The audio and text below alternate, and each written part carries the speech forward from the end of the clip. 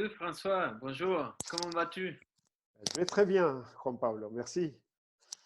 Oui, je suis vraiment content parce que après 12 semaines de création de ton projet Coaching pour tous, tu as déjà des bons résultats. Mm, absolument, oui, oui, j'en suis très Et bon, content. Oui. aujourd'hui, je voulais te poser quelques questions seulement pour informer notre audience sur le sujet qu'on abordera cette semaine. C'est Mhm, le confinement et opportunités. avec plaisir. Cette semaine, nous parlerons en groupe de notre apprentissage depuis que nous avons commencé à être confinés, hein, au travers du coaching.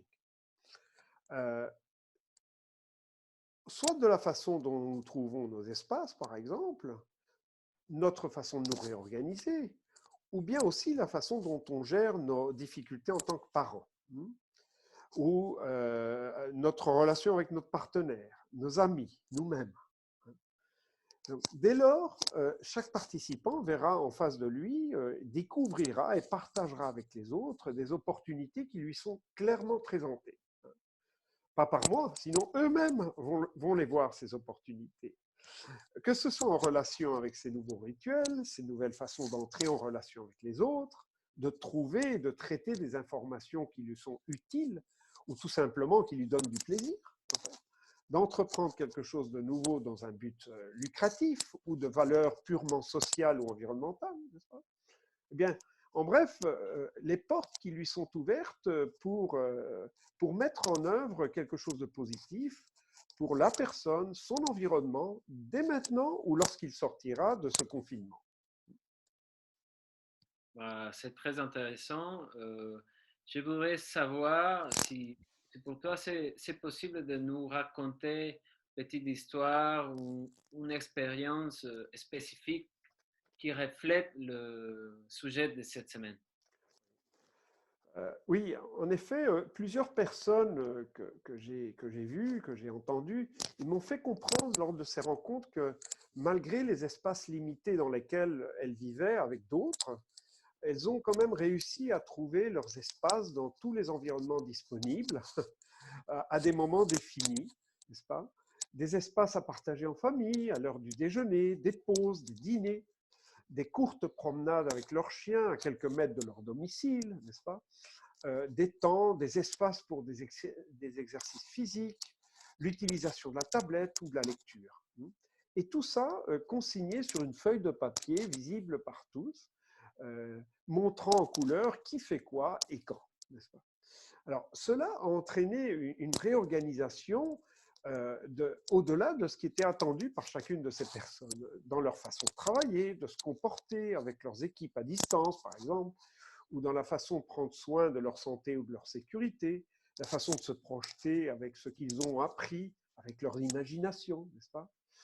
En d'autres mots, disons, la tête dans les nuages, oui, mais les pieds bien sur terre. Par exemple, une famille à Chiclayo, qui est la quatrième ville du Pérou, à l'extrême nord de ce pays-là, a décidé de créer une petite entreprise pour livrer des biens et des aliments en fait vitaux euh, qui sont absolument nécessaires au voisinage qui a faim, in fine, et eux aussi ont faim. Ou encore, en Équateur, une directrice commerciale d'une entreprise d'exportation de fleurs, ben, elle a décidé d'explorer d'autres façons d'utiliser les fleurs dans le pays avec des personnes qui ont été recrutées à cette fin. Oui. Donc, tu as déjà des vrais cas de business après la Oui, confinement. oui, oui, tout à fait. Ouais. Bon, François, donc la semaine prochaine, quels seraient les sujets que nous allons adresser? Eh bien, on va l'appeler J'entreprends depuis chez moi ou depuis la maison. Eh bien, nous serons avec des personnes qui ont sans doute appris pas mal de choses pendant leur séjour, leur confinement, n'est-ce pas?